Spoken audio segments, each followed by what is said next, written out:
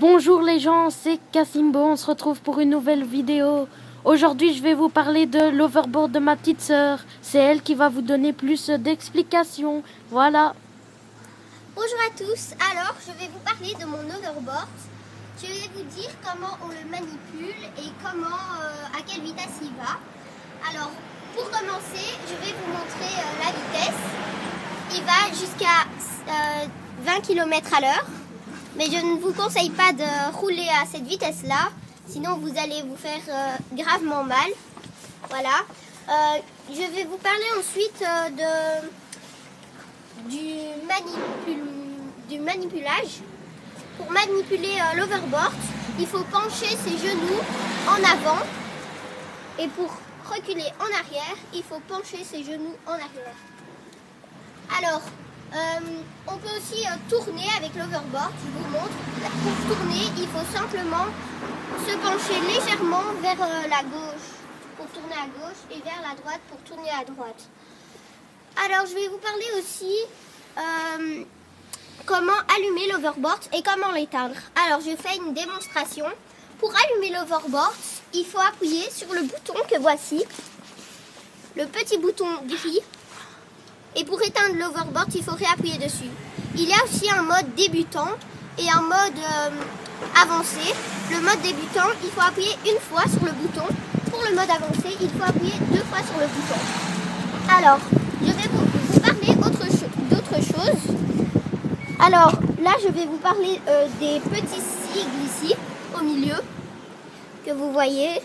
Le sigle, le rond rouge, c'est le sigle quand le Bluetooth. Et à droite, ici, la petite barre que vous voyez, c'est la charge. Malheureusement, il n'est pas très bien chargé. Donc, il clignote. Quand il est totalement plat, il devient rouge. Alors, la charge, voilà, comme vous le voyez, il devient rouge. La charge du temps pour le charger, c'est 2 heures.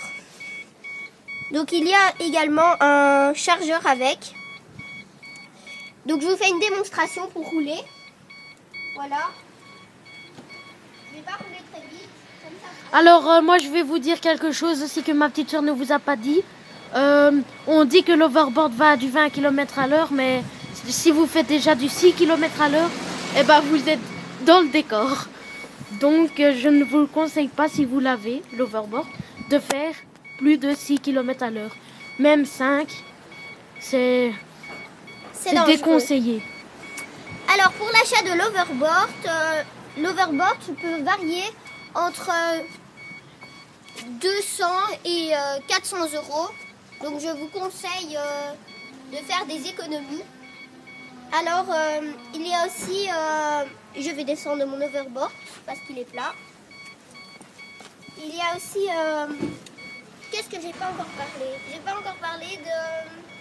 Ah oui, du Bluetooth. Le Bluetooth, ici, je vais éteindre mon overboard.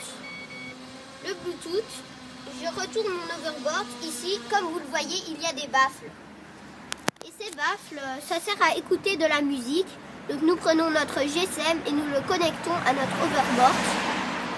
Ici, il y a la prise de charge. C'est un gros plan pour charger son overboard.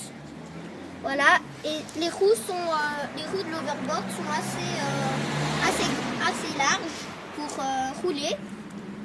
Il y a aussi des conditions sur l'overboard. Alors, il ne faut jamais rester à un pied sur l'overboard, ou bien il faut en 3 secondes. En 3 secondes, il faut mettre directement sur l'overboard. Si vous mettez qu'un pied, vous tombez. Il ne faut pas faire des acrobaties sur l'overboard parce que c'est très dangereux.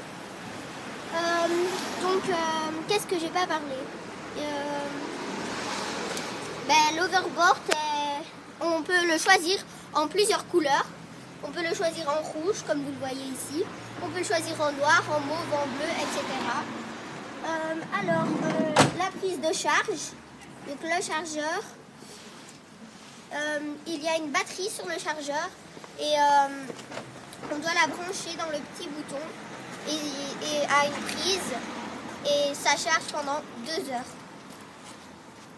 quand il sera chargé, il mettra ici une petite barre toute verte et ça vous montrera que tout l'overboard est chargé. Merci de m'avoir écouté. On se retrouve pour une nouvelle vidéo. Abonnez-vous et likez le petit pouce bleu. Merci Inès à tous. et moi. Au revoir. C'était Inesta et Casimbo.